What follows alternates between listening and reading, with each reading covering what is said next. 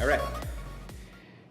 Next question, I guess we can go with how many hours a week did you really have to put in Wow. in civil engineering in university? That's a really disappointing question. It is, yeah. The answer to that is a lot. You're It's not a lot. going to like the answer. The answer is a lot. There's no getting around it. Just because you're good at math in high school or whatever, there's no substitute for hard work in engineering at school. And that's one thing that separates the people who get the A pluses and the people who get the Bs and the Cs.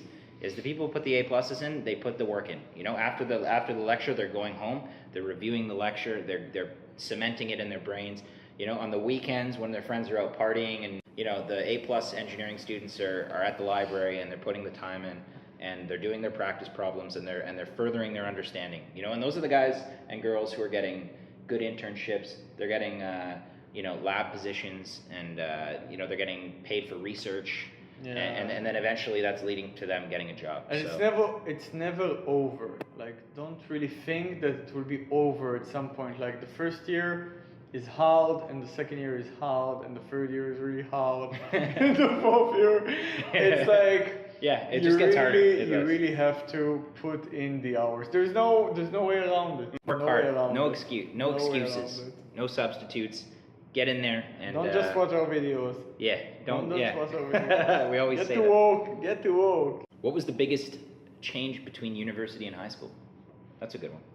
Well, I can't really answer that because I finished high school a long time ago. Long time ago, but I think maybe you can answer that question. I think the biggest change would be the atmosphere. So in high school, it's I would almost compare it to like a parent-child type of relationship with the teacher and the student. Like, you can't just skip class in high school, and you can't do whatever you want. In university, and this comes as a shock to a lot of kids who go to university, especially engineering, is that this professor doesn't really care about you. They do in a sense, but they don't care if you show up to class.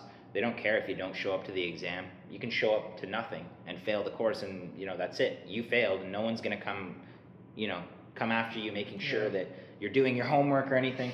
So being self-motivated and being able to really just force yourself to study for that exam, and with that amount of freedom that you're given, can be hard for some students who are kind of had their hands held throughout high school. So I think if I would conclude it in one word, it's money.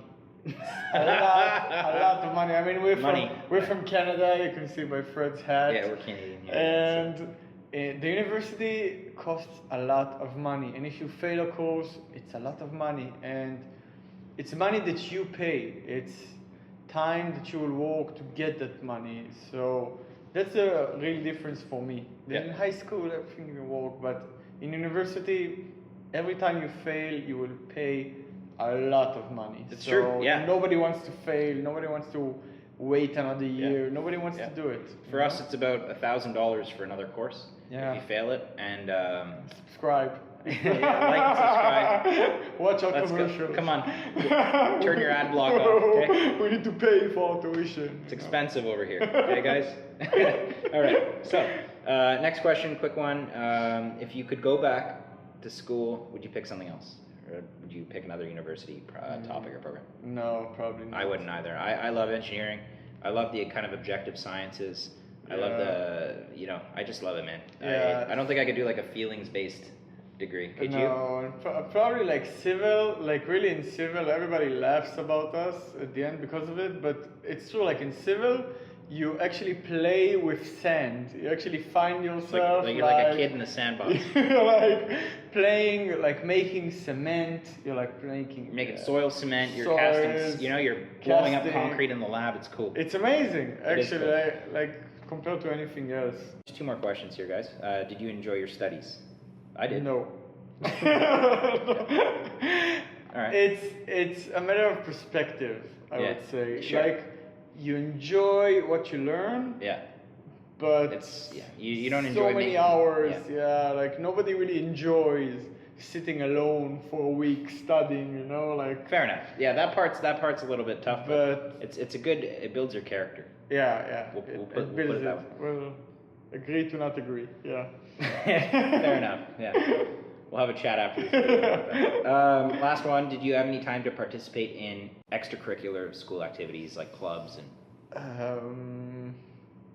Not really. Yeah, not me either. Like personally for me, I worked in the as a research assistant in the lab doing that kind of stuff, but that wasn't really volunteer. I was working, so yeah, that's what I did. Probably no. No time. Not really. When you go into engineering, you need to be serious, guys. That's the bottom line here. You need to you can't fool around. Put the hours in and really and make it count, you know, because it's only 4 years, and after that you're done. So enjoy it.